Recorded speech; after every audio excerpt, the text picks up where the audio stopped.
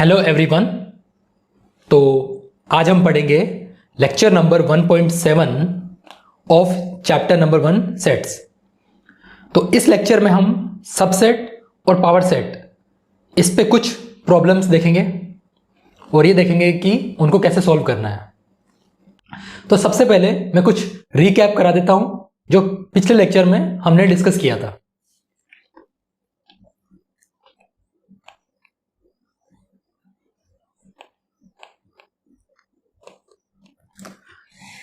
Suppose एक set है M, उसमें एलिमेंट्स हैं x, y, z। ठीक है। अब अगर मैं ऐसा लिखना चाहूं कि x बिलोंग्स टू M, तो ये आपको पता है कि ये ट्रू है। अगर मैं लिखना चाहूं कि z बिलोंग्स टू M, तो आप कहोगे ट्रू है। अगर मैं लिखना चाहूं p बिलोंग्स टू M, तो आप कहोगे ये फॉल्स है। रीजन, क्योंकि P इस सेट को बिलोंग नहीं करता है। हां, अगर मैं ऐसा लिखूं कि P does not belong to M, तब ये स्टेटमेंट ट्रू हो जाएगा। तो कंक्लूजन क्या आया कि बिलोंग्स टू वाला स्टेटमेंट किसके लिए ट्रू है? अगर इधर दे रखा है कोई एलिमेंट और इधर वो सेट है, मतलब राइट साइड में अगर आपको एक सेट दे रखा है और लेफ्ट साइड में अगर उसका एलिमेंट दे रखा है, तब आप बिलोंग्स टू लिख सकते हो। ये बहुत सिंपल सा पॉइंट है, बट जो मैं नेक्स्ट प्रॉब्लम करा रहा हूं उसमें थोड़ा सा कंफ्यूजन हो सकता है, इसलिए मैं आपको इसी चीज को थोड़ा सा अलग वे में समझा रहा हूं, तो इसको समझने की कोशिश करना। तो किसी भी सेट में ये जिन एलिमेंट्स के बीच में, जिन ऑब्जेक्ट्स के बीच में कॉमा दे रखा है, ये सारे जो चीजें हैं, जो सारे एलिमेंट्स हैं, ये उस सेट के एलिमेंट्स हैं या ऑब्जेक्ट्स हैं या मेंबर्स हैं, और इन्हीं के लिए हम बिलोंग्स टू का सिंबल यूज करते हैं। बिल्कुल सिंपल सा पॉइंट है। फिर से रिपीट कर रहा हूं कि अगर ये कोई सेट दे रखा है, उसमें यहां कुछ लिखा हुआ है, कॉमा, यहां कुछ लिखा हुआ है, कॉमा, यहां कुछ लिखा हुआ है, कॉमा, यहां कुछ लिखा हुआ है, तो ये जो चीजें हैं, ये सारे सेट के, जो इस सेट है, इस सेट के ये सारे एलिमेंट्स होंगे। और एलिमेंट्स, जो एलिमेंट होगा वो उस सेट को बिलोंग करता है। बड़ा सिंपल सा पॉइंट है। मैं आपको इस पॉइंट की इंपॉर्टेंस आगे समझाऊंगा, बट इसको याद रखना, ठीक है। अब इसी सेट जो ये है M equal to x, y, z को कंटेन करने वाला, इसके मैं सबसेट्स निकालता हूं, मतलब पॉसिबल सबसेट्स ऑफ M। तो कौन से आएंगे?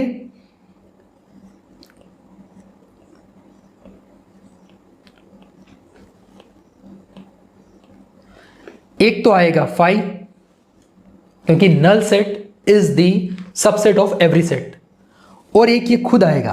तो कौन सा आएगा? x, y, z। अब कौन सा आएंगे?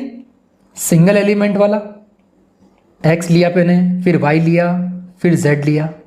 अब दो एलिमेंट्स वाले, x, y आ गया, या फिर y, z आ गया, या फिर z, x।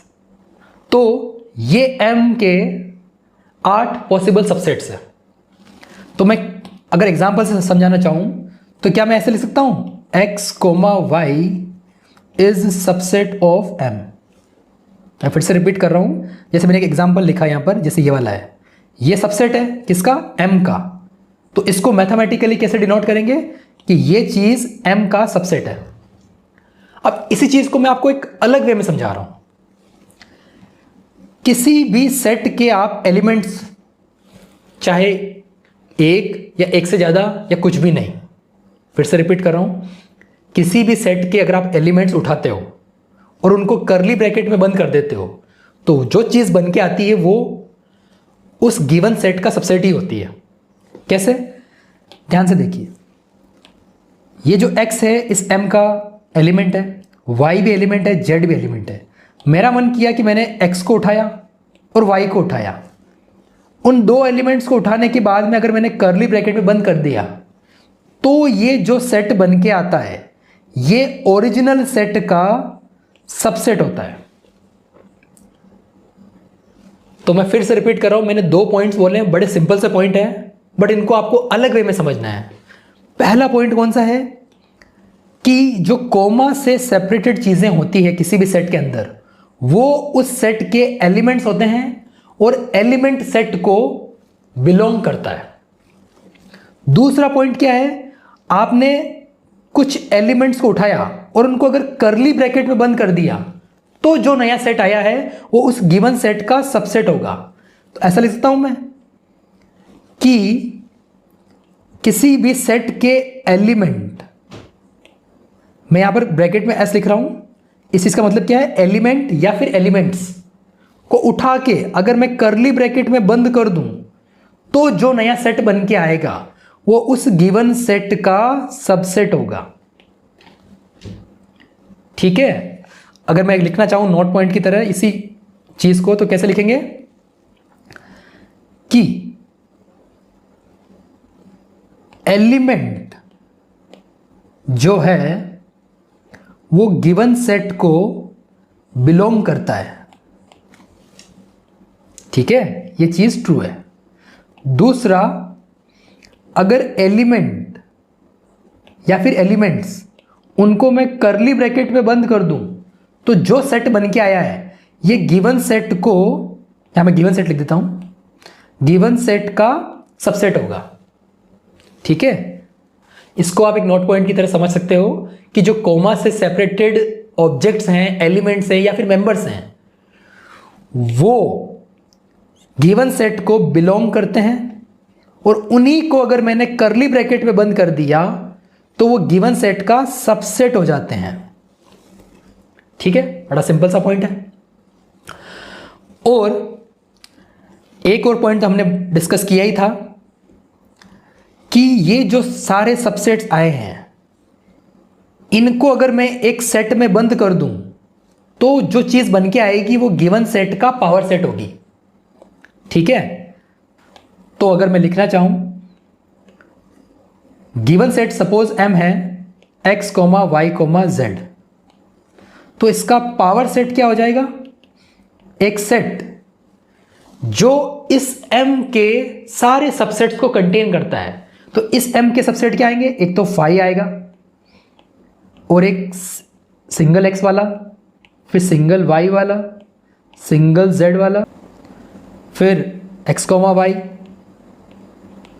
फिर y, z, फिर z, x और फिर ये खुद सेट m यानी कि x, y, z।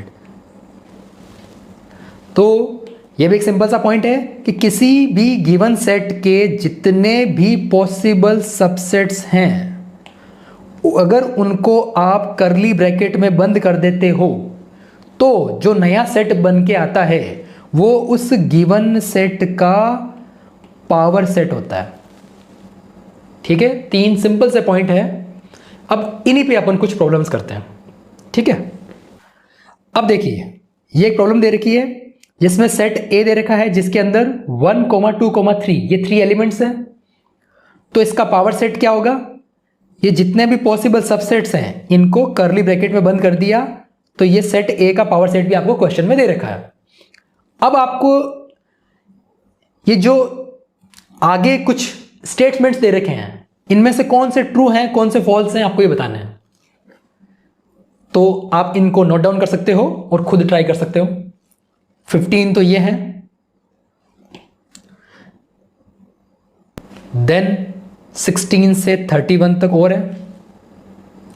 तो आप वीडियो को पॉज कर सकते हैं और ये सारी 31 प्रॉब्लम्स ट्राई कर सकते हैं। तो अब क्रॉस वेरीफाई करते हैं कि आपने कौन कौन से सही किए हैं।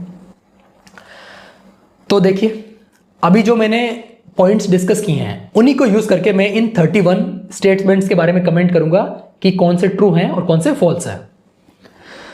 तो देखिए पहला स्टेटमेंट कह रहा है कि क्या 1 ए को बिलोंग करता है। तो अभी मैंने बोला कि किसी भी गिवन सेट में ये जो कॉमा लगा हुआ है किसके बीच में लगा होता है? एलिमेंट्स के बीच में। जैसे ये 1 है, 2 है, 3 है, ये एलिमेंट्स है और एलिमेंट्स गिवन सेट को बिलोंग करते हैं। तो ये एक एलिमेंट है और एक गिवन सेट है, तो क्या इसको बिलोंग करेगा? हाँ, तो 1 ए को बिलोंग करेगा। तो बिल्कुल सिंपल सा पॉइंट है, ये करेक्ट है। ठीक है, नेक्स्ट 4 बिलोंग्स टू ए। क्या ये जो 4 है इस सेट का पार्ट है, इस सेट का मेंबर है? तो नहीं है, तो ये वाला स्टेटमेंट गलत हो जाएगा। नेक्स्ट इसमें लिखा हुआ है 4 डज नॉट बिलोंग टू ए। हाँ, तो ये सही है क्योंकि 4 इस सेट में नहीं है, तो हाँ 4 ए को बिलोंग नहीं करता है, तो ये स्टेटमेंट ट्रू है। नेक्स्ट बोल रहा है कि क्या 2 ए को बिलोंग कर रहा है? हाँ, 2 जो है इस ए का एलिमेंट है, तो हाँ 2 ए को बिलोंग करेगा, तो ये ट्रू है। अब कुछ अलग तरीके से आएंगे क्वेश्चंस। नेक्स्ट दे रखा है कि यहां लिखा है बिलोंग्स टू। यहां लिखा हुआ बिलोंग्स टू, ये है सेट। आपको सिंपल सा देखना है कि इस बिलोंग्स टू के लेफ्ट में जो चीज लिखी है क्या वो गिवन सेट का एलिमेंट है। तो ध्यान से देखना कि जो 2 है वो तो ए का एलिमेंट है, बट अगर इसको आपने कर्ली ब्रैकेट में बंद कर दिया तो ये जो नई चीज आई है ये सेट ए का एलिमेंट नहीं है। ठीक है, हाँ 2 सेट ए का एलिमेंट है, बट इसको अगर आपने कर्ली ब्रैकेट में बंद कर दिया तो अपने आप में एक ये नई एंटिटी बन के आ जाती है, तो ये इस गिवन सेट का एलिमेंट नहीं है, तो ये स्टेटमेंट रॉन्ग हो जाएगा। अगला स्टेटमेंट है कि यहां दे रखा है आपको सबसेट का सिंबल। अब देखिए 2 एलिमेंट है ए का, मुझे पता है, और मैंने अभी उस नोट पॉइंट में क्या लिखा था कि अगर एलिमेंट या एलिमेंट्स को अगर आप कर्ली ब्रैकेट में बंद कर दो तो वो चीज गिवन सेट का सबसेट बन जाती है। तो ये जो 2 है एलिमेंट है, इसको अगर मैंने कर्ली ब्रैकेट में बंद कर दिया तो ये इस गिवन सेट का सबसेट बन जाएगी, तो हाँ ये ट्रू है। और हमने पिछले लेक्चर में भी ये प्रॉब्लम की थी कि जो ये वाली चीज है इस सेट ए का सबसेट है। ये जो मैं पॉइंट्स बता रहा हूं इससे आप इन क्वेश्चंस को बिना कंफ्यूज हुए जल्दी से कर सकते हैं। ठीक है, नेक्स्ट है ये दे रखा है सबसेट का सिंबल। ठीक है, अब एक चीज ध्यान रखना, जब भी सबसेट का सिंबल लगा हुआ है तो ऑब्वियसली बात ये कोई चीज है, इस बड़ी वाली चीज का सबसेट है, इसका मतलब ये अपने आप में ये एक सेट है और ये भी एक सेट है। तो इतना तो श्योरिटी के साथ है कि इस सबसेट सिंबल के लेफ्ट में और राइट में सेट होना जरूरी है। फिर से रिपीट करता हूं, ये जो सबसेट का सिंबल है इसके लेफ्ट और राइट में एक सेट तो होना ही चाहिए, ये तो मस्ट है। आगे की चीजें आगे डिस्कस करेंगे, आगे कंफर्म करेंगे। जैसे ये 2 लिखा हुआ है, ये तो कर्ली ब्रैकेट में बंद ही नहीं है, तो ये तो सेट ही नहीं है। तो जो सेट ही नहीं है वो किसी और दूसरे सेट का सबसेट कैसे हो सकता है? तो ये चीज गलत है। यहां पर सिंपल वर्ड्स में बोलूं तो ये जो 2 है इस ए का, ये जो 2 है इस ए को बिलोंग करता है, इसका सबसेट नहीं है। नेक्स्ट है कि क्या 2 पावर सेट ऑफ ए को बिलोंग करता है? तो ध्यान से देखो, जो 2 है ए को बिलोंग करता है, 2 पावर सेट को बिलोंग नहीं करता है। 2 को अगर कर्ली ब्रैकेट में बंद किया तो जो चीज आई है वो कॉमा के बीच में लिखी हुई है, और जो कॉमास के बीच में लिखी हुई है वो चीज इस गिवन सेट का एलिमेंट होती है। तो ये जो कर्ली ब्रैकेट में 2 बंद है, ये पूरी एंटिटी इस पी ऑफ ए का एलिमेंट है, 2 नहीं है। ठीक है, क्योंकि ध्यान से देखो इस कॉमास के बीच में 2 नहीं लिखा हुआ है, 2 के साथ कर्ली ब्रैकेट है, तो ये बोल रहा है कि क्या 2 पी ऑफ ए को बिलोंग करता है ना, 2 पी ऑफ ए का एलिमेंट नहीं है, तो ये चीज गलत है। अगला बोल रहा है कि क्या 2 पी ऑफ ए का एलिमेंट नहीं है? हाँ सही बोल रहा है कि हाँ भाई 2 does not belong to P of A. ठीक है, नेक्स्ट है, अब आपने इस 2 को कर्ली ब्रैकेट में बंद कर दिया, तो ये जो चीज आई है क्या पी ऑफ ए को बिलोंग कर रही है? तो हाँ कर रही है। देखो कॉमास के बीच में ये चीज लिखी हुई है और ये यहां पर है, तो कॉमास के बीच में जो चीज लिखी हुई है वो इस गिवन सेट का एलिमेंट होगी, और जो एलिमेंट है वो उस गिवन सेट को बिलोंग करता है, तो ये ट्रू है। नेक्स्ट, अब देखो ये जो चीज लिखी हुई है ये P ऑफ A का एलिमेंट है, तो यहां एलिमेंट लिखा हुआ है और यहां ये गिवन सेट है P ऑफ A जो भी है, तो ये चीज एलिमेंट है, इस पावर सेट ऑफ A का सबसेट नहीं है। ये जो चीज है इसका एलिमेंट है, सबसेट नहीं कह सकते इसको, तो ये वाला स्टेटमेंट गलत है। नेक्स्ट, अब ध्यान से देखो, ये चीज एलिमेंट है और एलिमेंट को अगर आप कर्ली ब्रैकेट में बंद कर दो, ये जो चीज है इस पावर सेट का एलिमेंट है, लेकिन अगर आपने इसको कर्ली ब्रैकेट में बंद कर दिया, और मैंने आपको पॉइंट बताया कि कर्ली ब्रैकेट में अगर आप एलिमेंट या एलिमेंट्स को बंद कर दोगे तो वो गिवन सेट का सबसेट बन जाएगा। तो ये गिवन सेट है, इसका ये एलिमेंट है अंदर वाली चीज, इसको आपने अगर कर्ली ब्रैकेट में बंद कर दिया तो जो सेट बन के आएगा वो सबसेट होगा, तो ये चीज ट्रू है। नेक्स्ट, यहां लिखा हुआ है कि फाई क्या A को बिलोंग करता है, तो A को बिलोंग करने वाली केवल 3 चीजें 1 2 3, इसके अलावा कोई भी चीज A को बिलोंग नहीं करती, तो ये चीज गलत है। नेक्स्ट बोल रहा है कि क्या फाई A का सबसेट है, तो ये तो यूनिवर्सल स्टेटमेंट है कि empty set is the subset of every set, तो ये एम्प्टी सेट है, यहां कुछ भी लिखा हुआ है सबसेट तो होगा ही, तो ये चीज ट्रू है। अब देखिए नेक्स्ट, ये कह रहा है कि क्या फाई P ऑफ A को बिलोंग करता है, तो देखते हैं, हाँ ये रहा फाई, ये इस P ऑफ A का एलिमेंट है तो बिलोंग करेगा, तो ये चीज ट्रू है। नेक्स्ट, ये कह रहा है कि क्या फाई P ऑफ A का सबसेट है, तो हाँ फाई किसी भी सेट का सबसेट होता है, तो ये चीज ट्रू है। अब 15 और 16 एग्जाम्पल को दोबारा देखिए, ये जो फाई है P ऑफ A को बिलोंग कर रहा है, हाँ क्योंकि ये एक एलिमेंट है यहां पर।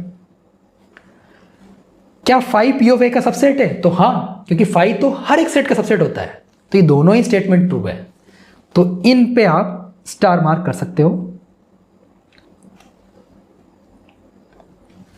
ठीक है। नेक्स्ट, क्या ये चीज A को बिलोंग करती है, तो सिंपल है, A को केवल 1 2 3 ही बिलोंग करते हैं, उसके अलावा कुछ भी बिलोंग नहीं करता, तो ये चीज गलत है। अगला बोल रहा है कि क्या फाई को मैंने कर्ली ब्रैकेट में बंद कर दिया तो जो चीज आई क्या वो A का सबसेट है, तो गलत है।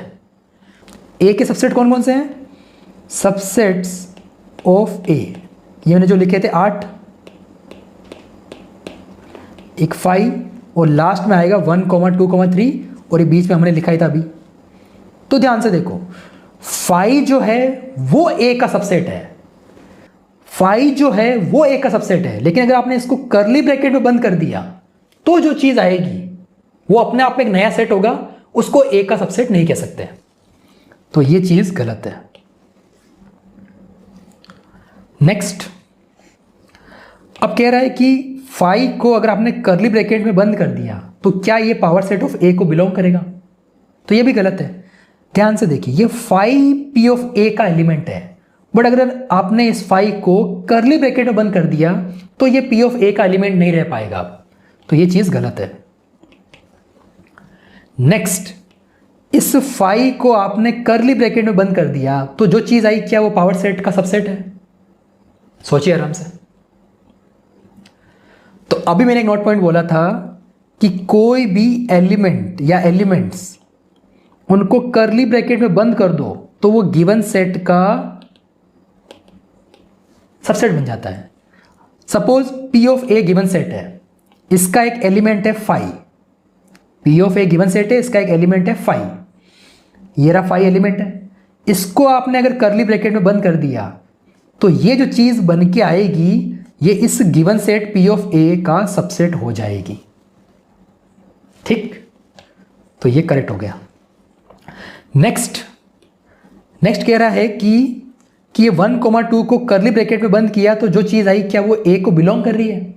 नहीं, ए को केवल 1, 2 और 3 ये 3 ही एलिमेंट्स बिलोंग कर रहे हैं, इसके अलावा कुछ भी बिलोंग नहीं करता। तो ये जो लिखा मैंने ये गलत है। अगला दे रखा है कि ये जो चीज है क्या ए का सबसेट है? तो हाँ, क्यों? क्योंकि 1 और 2 एलिमेंट है, और मैंने अभी बोला था एलिमेंट या एलिमेंट्स को अगर आप कर्ली ब्रैकेट में बंद कर देते हो, ये जो 1 और 2 है इस सेट ए के एलिमेंट है, तो एलिमेंट या एलिमेंट्स को अगर आप कर्ली ब्रैकेट में बंद कर देते हो तो जो चीज़ बन के आती है, जो सेट बन के आता है वो उस गिवन सेट, यहाँ गिवन सेट कौन है? ए, तो इस गिवन सेट का सबसेट हो जाएगा। तो हाँ, ट्रू है। नेक्स्ट, ये जो चीज़ लिखी हुई है क्या पी ऑफ ए को बिलोंग करती है? तो ध्यान से देखो, इस कॉमा और इस कॉमा के बीच में ये जो चीज़ लिखी हुई है यही तो यहाँ पर है, और कॉमास के बीच में जो चीज़ है वो इस गिवन सेट का एलिमेंट ही तो है, और एलिमेंट इस गिवन सेट को बिलोंग करता है। तो हाँ। नेक्स्ट,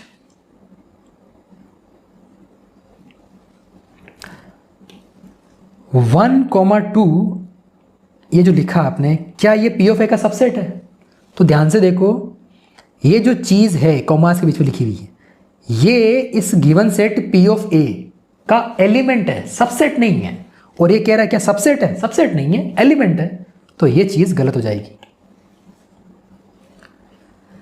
नेक्स्ट, अब देखो, ये जो चीज़ है एलिमेंट है, ये रहा एलिमेंट किसका? पी ऑफ ए का।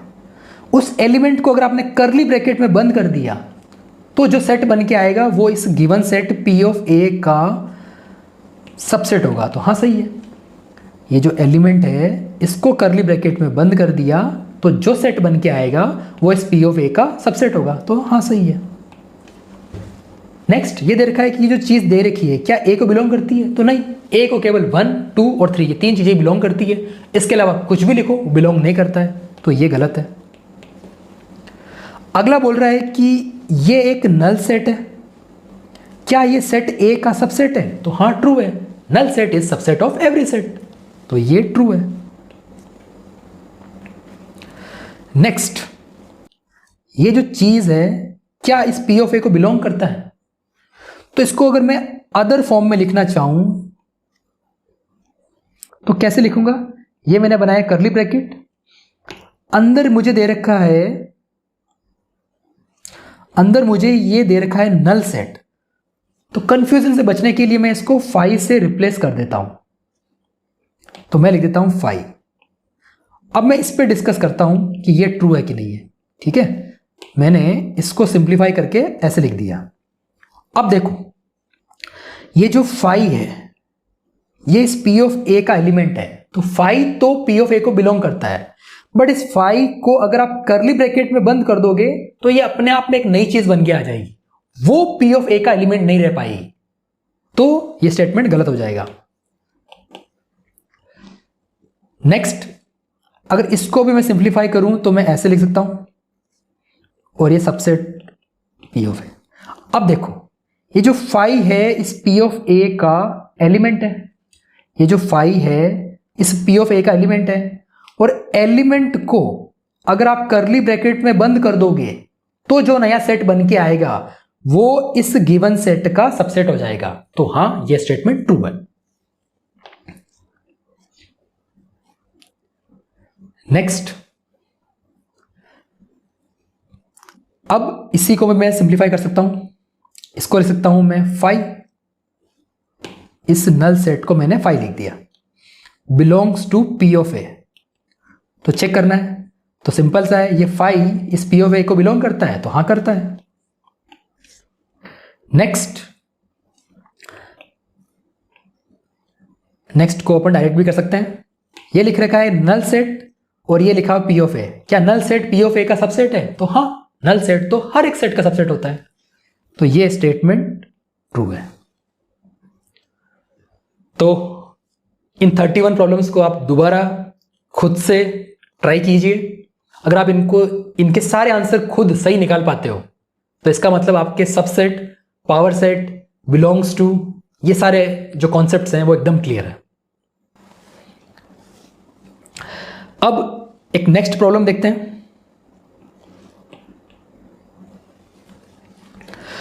तो देखो क्या दे रखा है यहां पर, two finite sets have m, n elements, the total number of subsets of the first set is 56 more than the total number of subsets of the second set. Find the values of m and n where m is greater than n. तो क्या दे रखा है, दो finite sets हैं, एक set में m elements है, एक में n एलिमेंट्स है, m n से बड़ा है, और बोल रहा है कि जो पहला सेट है उसके जो सबसेट्स हैं वो 56 ज्यादा है किससे, दूसरे सेट के टोटल नंबर ऑफ सबसेट्स है। तो आपको m और n की वैल्यू फाइंड आउट करना है। तो देखते हैं, मैं एज्यूम कर लेता हूं कि a और b वो सेट्स हैं। Let a and b are those two given sets, और मैं एज्यूम कर लेता हूं कि जो सेट A क्या दे रखा है यहां पर, कि एक सेट में m एलिमेंट्स है और एक में n है। तो मैं एज्यूम कर लेता हूं कि A के अंदर कितने एलिमेंट्स हैं, m, और B के अंदर कितने एलिमेंट्स हैं, n। ठीक है, और क्वेश्चन में दे रखा आपको m ग्रेटर देन n। अब देखो, टोटल नंबर ऑफ पॉसिबल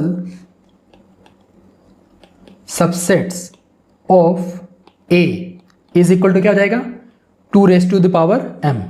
ये हमने लास्ट लेक्चर में देखा था कि किसी भी सेट के अंदर अगर k एलिमेंट्स है सपोज, तो उसके सबसेट्स कितने पॉसिबल होंगे, 2 raise to the power k। तो सेट A में m एलिमेंट्स हैं तो सबसेट कितने हो जाएंगे, 2 raise to the power m। Similarly total number of possible subsets of B is equal to कितना हो जाएगा, 2 raise to the power n। ठीक, अब क्वेश्चन में दे रखा है कि सेट A के जो सबसेट्स हैं सेट B के सबसेट से 56 ज्यादा है, मतलब जो 2 raise to the power m minus 2 raise to the power n है, ये डिफरेंस कितना है, 56। ये आपको क्वेश्चन में गिवन है। अब कैसे सॉल्व करेंगे, क्या दे रखा है, 2 raise to the power m minus 2 raise to the power n is equal to 56। अब क्वेश्चन में गिवन है कि m ग्रेटर देन n, तो इन दोनों में 2 raise to the power n small है, तो स्मॉल क्वांटिटी को मैं कॉमन ले सकता हूं। तो मैंने कॉमन लिया 2 raise to the power n, तो ये कितना आएगा, 2 raise to the power m upon 2 raise to the power n minus 1 is equal to 56। अब इसको मैं लिख सकता हूं 2 raise to the power n, 2 raise to the power m minus n, simple सा है, दोनों के बेस सेम है तो डिवाइड करते टाइम पावर सब्ट्रैक्ट हो जाएगी। तो ये आ गया 2 raise to the power m minus n minus 1 is equal to 56। ठीक है, अब देखो आपके पास वेरिएबल है m और n और इक्वेशन A की गिवन है, इसका मतलब कुछ ना कुछ स्पेशल कॉम्बिनेशन बन रहा होगा तभी हम m और n आइडेंटिफाई कर पाएंगे। अदरवाइज एक इक्वेशन है और 2 वेरिएबल है तो हम उनकी वैल्यू फाइंड आउट नहीं कर पाएंगे। अब देखो क्या हो रहा है यहां पर, ध्यान से देखो, 2 की पावर में कोई भी नेचुरल नंबर आप लिखते हो तो वो जो चीज बन के आती है वो एक इवन नंबर होता है। तो ये चीज क्या है, इवन है, शॉर्ट। सिमिलरली यहां पर भी 2 की पावर में कुछ भी लिखा, ये चीज इवन है, बट उसमें से अगर आपने -1 कर दिया तो इवन से जस्ट पहले क्या आएगा, ओड, तो ये चीज है ओड। तो कुल मिला के इवन इंटू ओड कुछ ऐसा कॉम्बिनेशन है जो 56 बना रहा है। ठीक है, ऐसे केवल 2 ही केस पॉसिबल है। ठीक है, मैं दोनों केस डिस्कस करता हूं। तो पहला केस कौन सा है, देखते हैं। 2 raise to the power n, 2 raise to the power m minus n minus 1। इस 57 को मैंने लिख दिया 8 इंटू 7, ठीक है। अब देखो ये चीज है इवन और 8 भी है इवन, तो ये दोनों इक्वल हो जाएंगे। ये चीज है ऑड और 7 भी ऑड, तो ये दोनों इक्वल हो जाएंगे, ठीक है। तो कंपेयर कर रहा हूं मैं, 2 raise to the power n हो जाएगा 8 और नेक्स्ट क्या है 2 raise to the power m minus n minus 1, ये हो जाएगा 7। अब इसको अगर मैं लिखना चाहूं 2 raise to the power n is equal to 8 को लिखा मैंने 2 रेज़ टू द पावर 3, तो n की वैल्यू कितनी आ जाएगी 3, ठीक है। 2 raise to the power m minus n minus 1 को उधर भेज दिया तो 7 प्लस 1 हो जाएगा। फिर 2 raise to the power m minus n is equal to हो जाएगा 8। नेक्स्ट पेज पे देखते हैं क्या आया, 2 raise to the power m minus n is equal to आया 8। 2 raise to the power m minus n, इस 8 को लिखा फिर से मैंने 2 क्यूब, कंपेयर की powers, m minus n is equal to 3, m is equal to आएगा 3 प्लस n, n की वैल्यू कितनी आ रखी है, n की वैल्यू आ रखी है 3, तो यहां पुट कर दो तो m की वैल्यू कितनी आएगी 6। तो आपने सॉल्व किया, m इक्वल टू आया 6 और n इक्वल टू आया 3, तो यही आपका आंसर है, ठीक है। अब मुझे ये क्लेरिफाई करना है आपको कि इसके अलावा एक और जो पॉसिबिलिटी है उससे भी आंसर नहीं आएगा और कोई कॉम्बिनेशन नहीं बन पाएगा। देखते हैं क्या। अगर मैं केस 2 लेता हूं, देखिए क्या आया था हमारा, ये चीज आई थी, इसको मैं कॉपी कर लेता हूं।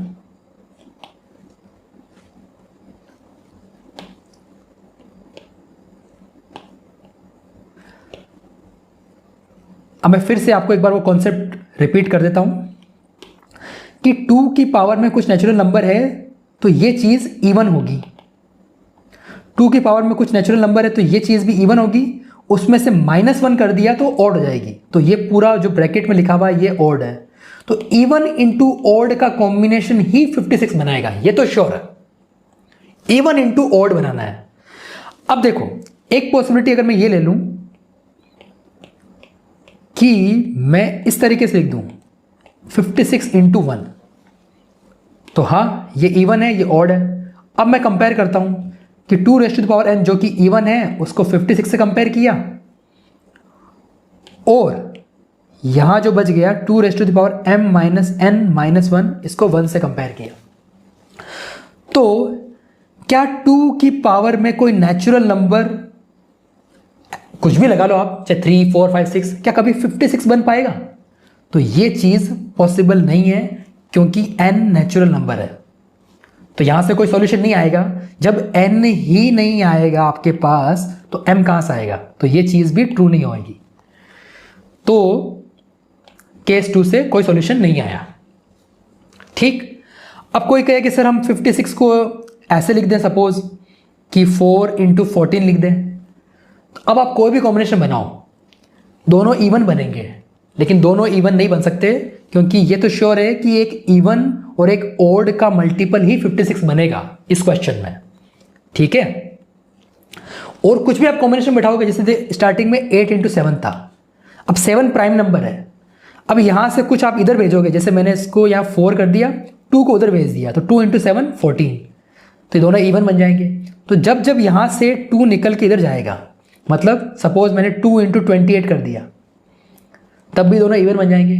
तो दोनों इवन ही बनेंगे इन दो केस के अलावा, और केस 2 से कोई आंसर आ नहीं रहा है, तो केस 1 ही एक प्रॉपर केस है।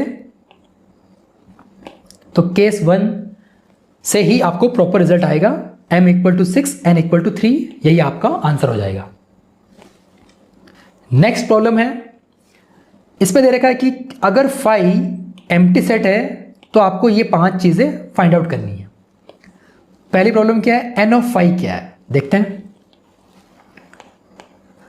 एन ऑफ फाई तो सिंपल सी चीज़ है, फाई होता है एम्प्टी सेट। एम्प्टी सेट में एलिमेंट्स कितने होते हैं, कुछ नहीं होता है। एम्प्टी सेट की जो कार्डिनैलिटी होती है वो कितनी होती है, 0। तो ये तो रिजल्ट है 0 आंसर। नेक्स्ट है आपको N of P of 5 find करना है। N of P of 5। तो एक रिजल्ट आपको याद रखना है कि अगर सेट ए की कार्डिनैलिटी अगर k है तो उसके पावर सेट की कार्डिनैलिटी कितनी होगी, 2 raise to the power k। ये आपको रिजल्ट याद होना चाहिए। इसका प्रूफ हम जो परम्यूटेशन एंड कॉम्बिनेशन चैप्टर आएगा उसमें डिस्कस करेंगे। तो सिंपल है, ये फाई एक सेट है, इसकी कार्डिनैलिटी 0 है, तो उसके पावर सेट की कार्डिनैलिटी क्या हो जाएगी, ऐसा लिखता हूं मैं, 2 raise to the power N of phi, और एन ऑफ फाई कितना है 0, तो ये हो जाएगी 1। तो फाई के पावर सेट की कार्डिनैलिटी कितनी हो जाएगी, 1। ठीक, नेक्स्ट क्या है, कॉपी कर लेते हैं।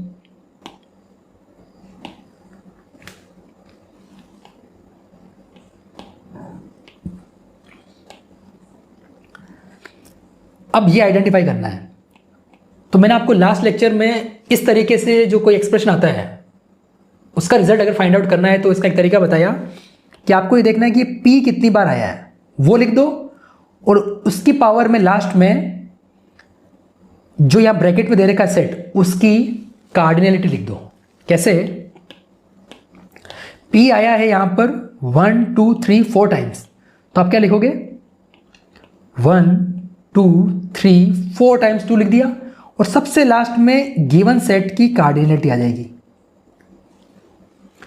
अब 2 2 2 2 एन ऑफ फाई की वैल्यू कितनी है, फाई के अंदर एलिमेंट्स कितने होते हैं, 0, तो ये हो जाएगा 0।